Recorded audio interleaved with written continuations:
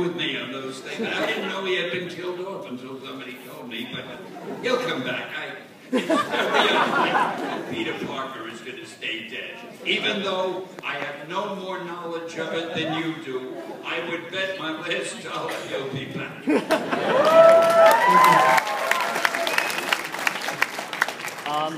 I'm currently writing a story of my own with, like, you know, a team of heroes and a villain, and I'm thinking about converting it into a comic book. So I was wondering, what kind of advice would you give to me or like anybody who's wanting to write a comic book of their own?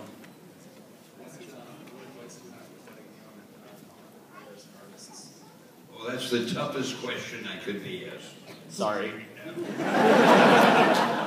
No, seriously, if you're a writer and you want to break into comics, it is so difficult now, unless you're a professional writer or you've had things published that you're very proud of in prestigious magazines or books, because the top writers now in television and in Hollywood, believe it or not, and novelists, they're all getting into comics. They're all writing comics because comics suddenly is the place to be if you're a writer, because there's always a chance your story may be adapted to a movie and then you make a lot more money.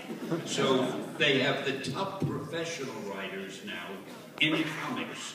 So if you're somebody who hasn't worked professionally as a writer and you just contact an editor and say, I'm so-and-so and I'd like to write so-and-such and this is my idea, the chances are they won't even read the idea because they're dealing with professional writers and they don't want to waste time training somebody.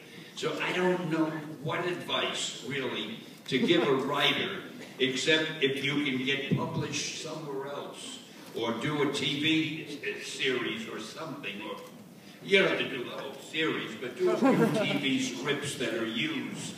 So you can show the editor you're a professional, then he'll consider you. It's easier for an artist.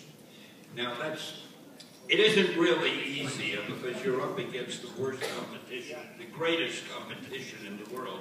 But the reason I say it's easier, if you are really good and you draw some beautiful pages and submit them to an art director, he could tell in 1 minute, wow, this guy is as good as the guys I'm using. I'm going to call him.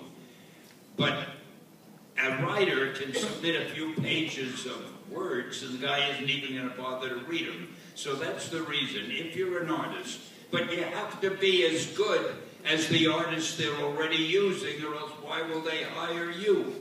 So it is really tough today to break into comics unless you're able to get a job as an assistant editor or an assistant production person or something and sort of work your way into it. And the reason I hate that question, I can think of no way to answer it in a humorous way, and I hate being serious.